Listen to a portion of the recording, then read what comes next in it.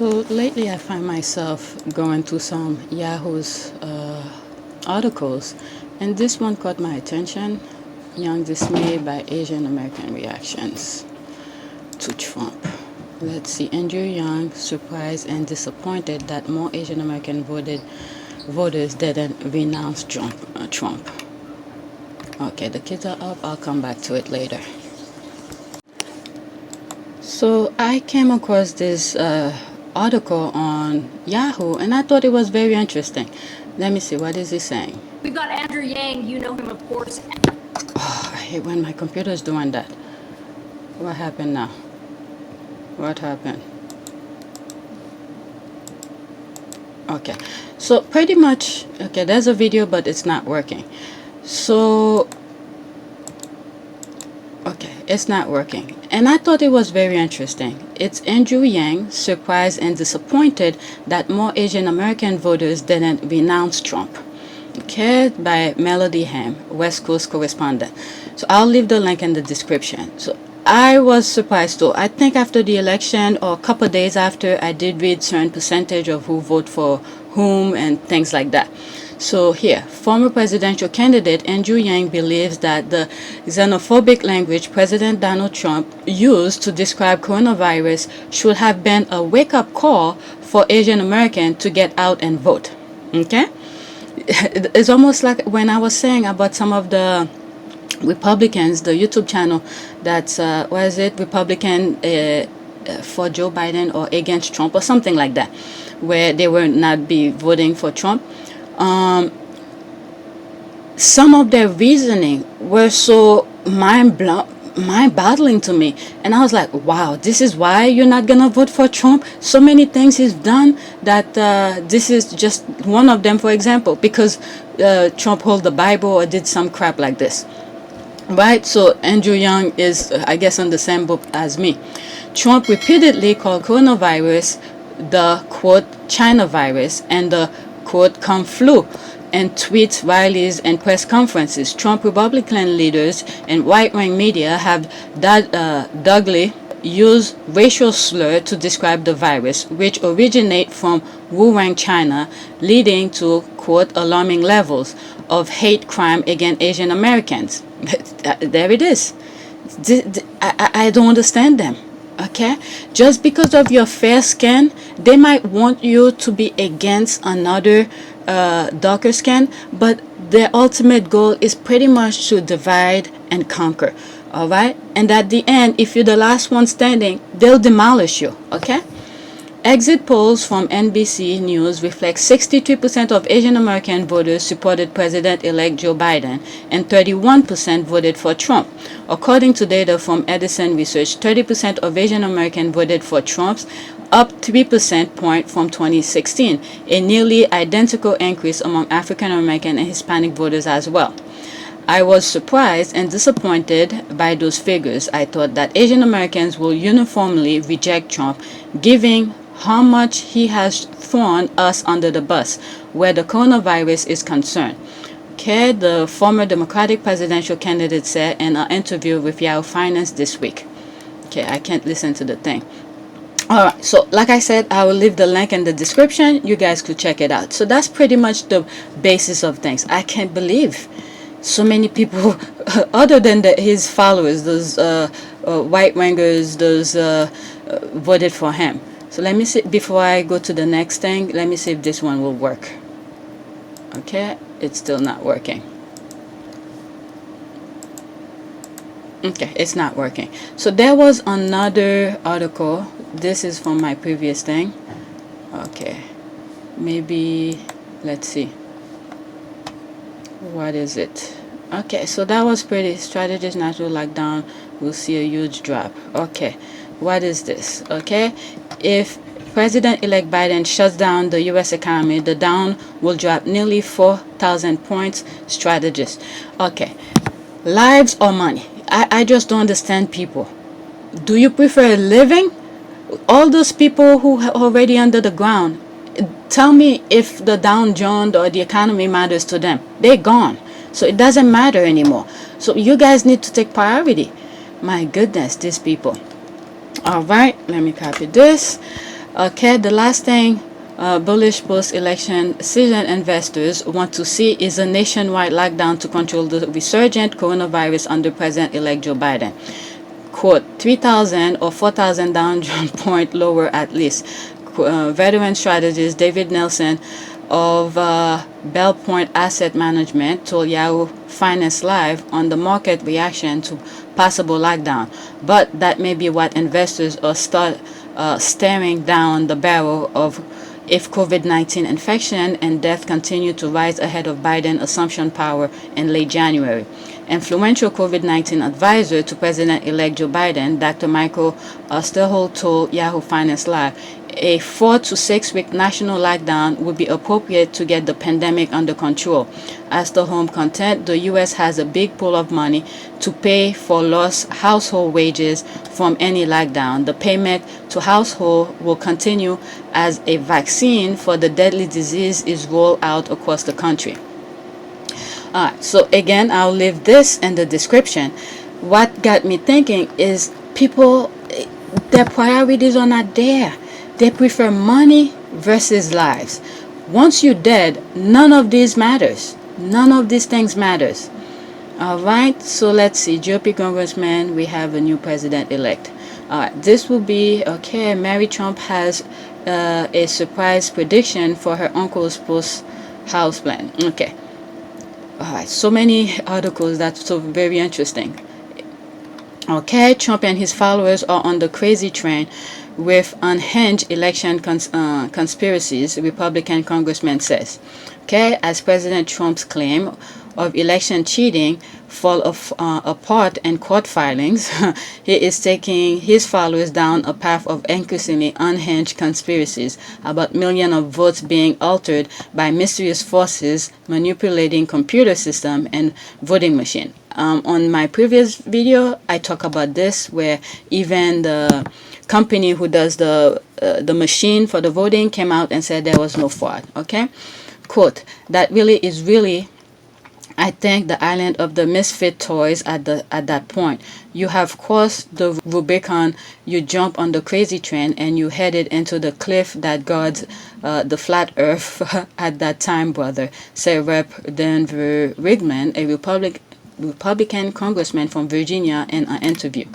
Okay, Rigman has been one of a few Republican members of Congress telling the truth about the 2020 election. He also, not coincidentally, will be out of office himself on January 1st at the end of his first term. Oh, damn. Okay. Quote, we have a new president-elect, said Rigman, who was elected 2 years ago to represent Virginia's 5th congressional district, which stretched from a distant exurb of Washington, D.C., south to part of Charlottesville and beyond.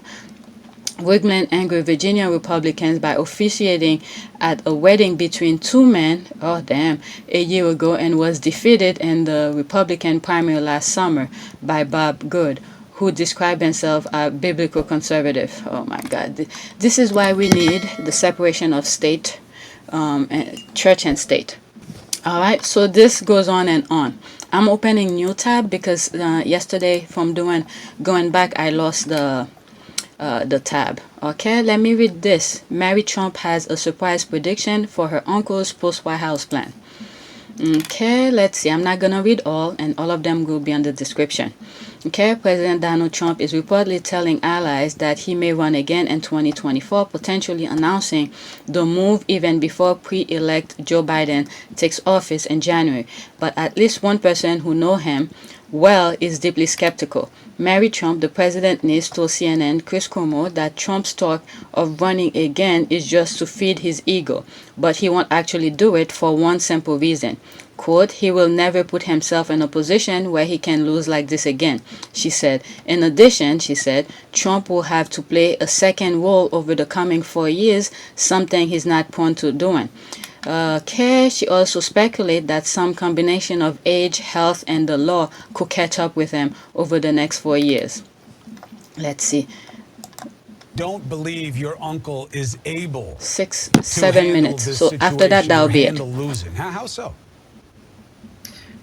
In my family, at least certainly according to my grandfather, whose opinion was the only one that mattered, the worst thing you could be was a loser. Being a loser made you weak. Being a loser made you unworthy. And as you said earlier, for the first time in his life, Donald is in a situation he cannot get out of. You know, he's never, as far as I'm concerned, he's never won anything legitimately in his life. But being on the winning side of things has always been so important to him that he's willing to lie, cheat, steal, use other people's money, power, and influence to get the win. That can't happen now. So he is in a state of terror, he's in a state of rage, and he's in a state of total helplessness right now. Does it matter that the kids are reportedly divided, that the sons are on one side, and that Jared Kushner, the son-in-law, and Ivanka are saying, no, this is over, although I hear Kushner is actually not saying it's over. But reporting aside, does that divide matter in the mind of Trump? No, I don't think it does. I don't think there's anybody who could talk him down, quite honestly, because this has been allowed to go on for way too long. There are two factors that I think are more important. One, the fact that he lost decisively, but the Republican Party, by contrast, did fairly well. They certainly beat expectations in this election. So Donald can't blame anybody but himself for the loss. And the other equally or perhaps more important factor is that, you know, we have Republican leadership. In fact, it seems like almost the entire Republican Party, as you and Congressman Schiff just said, continuing to go along with this charade, which only fuels Donald's need for revenge and his need to play this out as long as possible. Yeah, see, that's what I don't think they get. I get that they're scared of him. I get that for the special elections in Georgia, they don't want to alienate the base. I get that some of them have this crazed notion that they can be the next Trump. I don't think they get why he has successfully attached himself to the anger and animus of so many people in this country. All right, so I'll stop right now, and you guys could go on CNN to continue watching the video. And one thing that I was thinking as I was listening to Donald Trump's niece talking, this is what will separate people in the future. Okay, when you look back in history, your kids will look back and said, look, this is what my parents did. This is how they behaved when things were hot, where you have to use your wit, your power, your determination in front of the flame. You separate yourself with evil. Okay? She has put herself in a situation where, you know, she could have easily gone on with her uncle because her uncle was in a high position, but instead she saw the wrong and she spoke about it. But people who goes along with the wrong, in history, your kids will be a disgrace of you. So her, for instance, she's one of those. And the other person also I've mentioned in previous video is Donald Trump Jr.'s ex-wife. Okay, the minute Donald Trump Sr. got in office, I think it was slightly around the same time or something, but they say there was problem in the marriage, but at least she got out of there.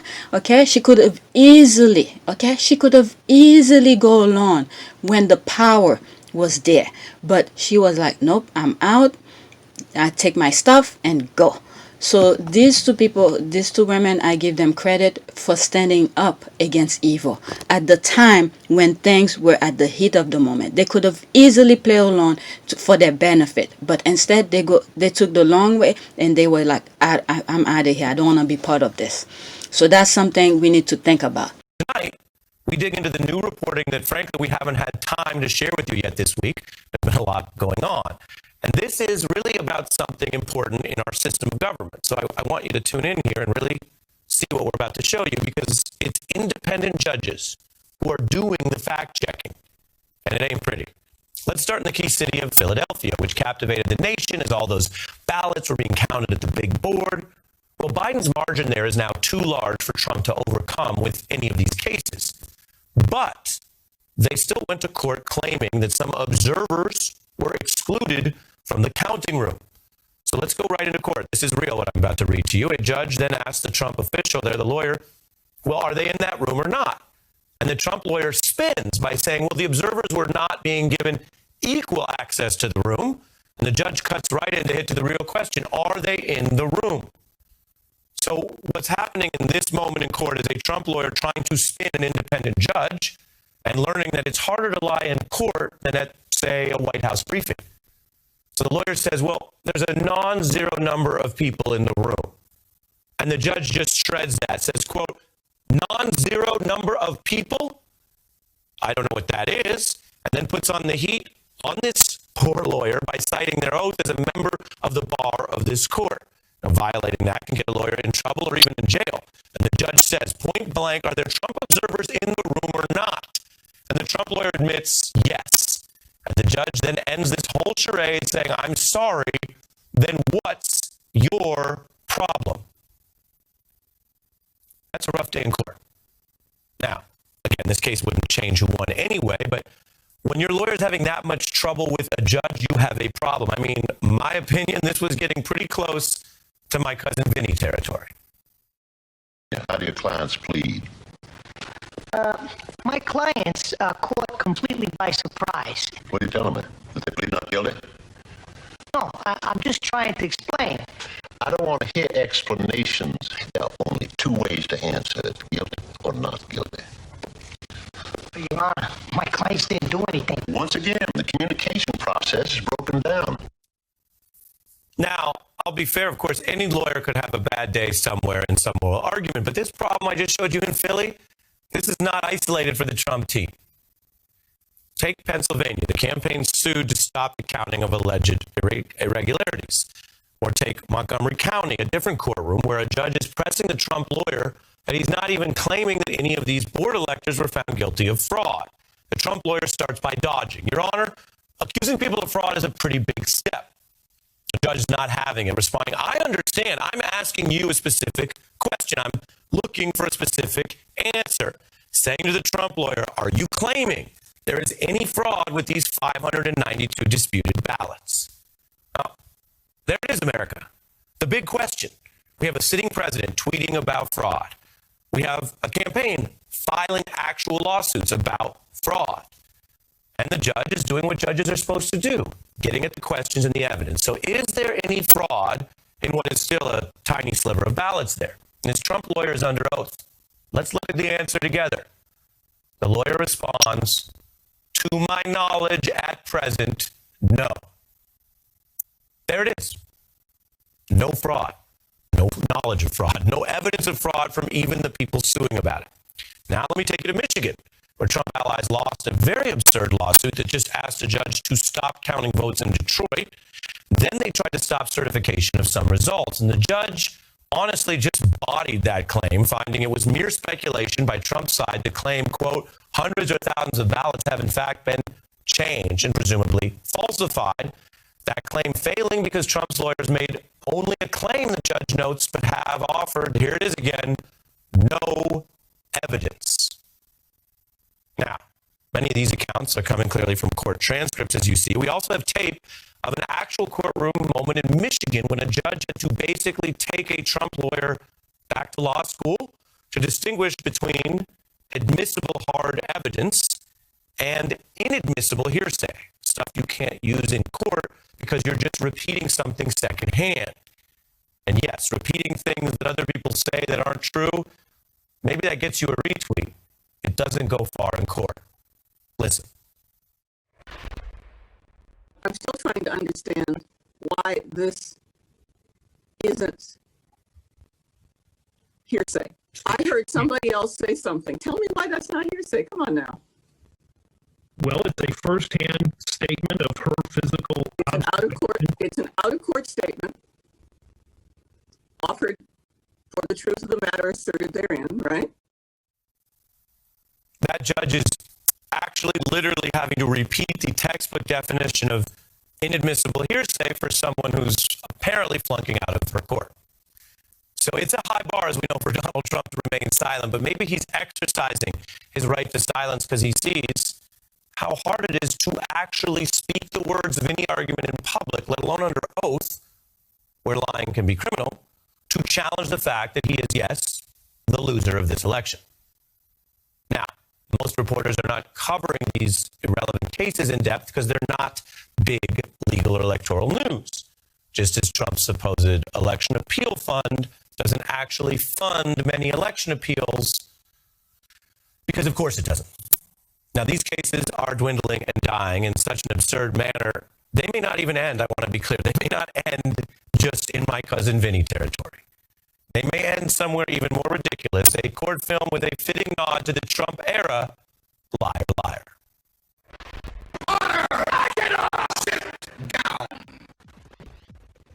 Mr. Reed, it is out of sheer morbid curiosity I'm allowing this freak show to continue. We know the feeling. All right, so that's it. Please take a moment to subscribe, like, and share. And the links will be in the description of all the articles that I've mentioned here.